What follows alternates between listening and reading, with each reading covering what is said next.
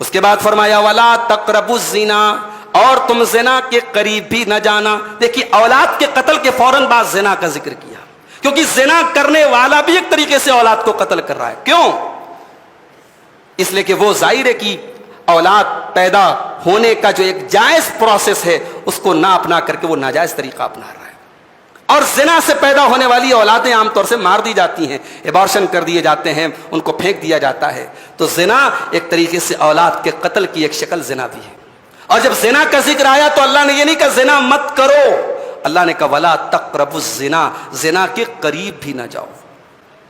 زنا کے قریب لے جانے والی چیزیں بھی حرام ہیں۔ اگر آپ اپنی آنکھوں کے سلسلے میں آپ احتیاط نہیں کرتے، آنکھوں کا غلط استعمال کرتے ہیں، تو یہ چیز بھی آپ کو زنا تک لے کے جا رہی ہے۔ انسان اپنے ہاتھوں سے بھی زنا کرتا ہے، اپنی آنکھوں سے بھی زنا کرتا ہے، اپنے منہ سے بھی زنا کرتا ہے، اپنے پیروں سے بھی زنا کرتا ہے۔ اللہ کے نبی نے فرمایا کہ ان العینان زناہما النظر، آنکھوں کا زنا حرام چیزوں کو دیکھنا ہے۔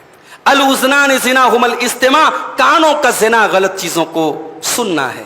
واللسان زناہ الکلام، اور زبان کا زنا غلط باتوں کو منہ سے نکالنا ہے۔ والید زناہ البطش، اور ہاتھوں کا زنا غلط چیزوں کو ٹچ کرنا ہے۔ والرجل زناہ الخطا، اور پیروں کا زنا غلط چیزوں کی طرف چل کے جانا ہے۔ والقلب یہوی ویتمنا، اور انسان کا دل ناجائز خواہشات اور ناجائز چیزوں کی آرزو کرتا ہے۔ والفرج یصدق ذلک او یکذبہ، اور پھر انسان کی شرمگاہ یا تو اس کی تصدیق کر دیتی ہے یا اس کی تکذیب کر دیتی ہے۔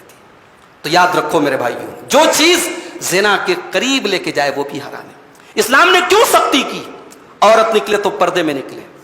اسلام نے کیوں سختی کی کہ دو پرائے مرد اور عورت، دو اجنبی مرد اور عورت اکیلے میں نہ ملے، تیسرا شیطان ہے؟ کیوں؟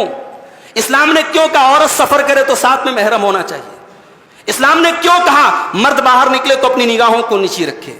اسلام نے کیوں کہا نکاح کے لائق آپ کے بچے بچیاں ہو جائیں ان کی شادی کرا دو؟ اگر آپ غور کریں گے اسلام کی یہ ساری تعلیمات اسی لیے ہیں کیونکہ اسلام یہ چاہتا ہے کہ سماج میں نکاح آسان ہو جائے اور زنا اتنا مشکل ہو جائے کہ زنا کرنے والا ہزار بار سوچے کہ جب میرے پاس ایک جائز الٹرنیٹ موجود ہے میں ناجائز اور حرام کام کیوں کروں۔ مگر آج افسوس کی بات ہے ہم نے الٹا کام کر دیا، آج نکاح کو مشکل بنا دیا گیا اور زنا نہایت آسان کر دیا گیا، اور یہی وجہ ہے کہ سماج میں زناکاری اور بدکاری دن بدن بڑھ رہی ہے اور نکاح دن بدن مشکل ہو رہا ہے۔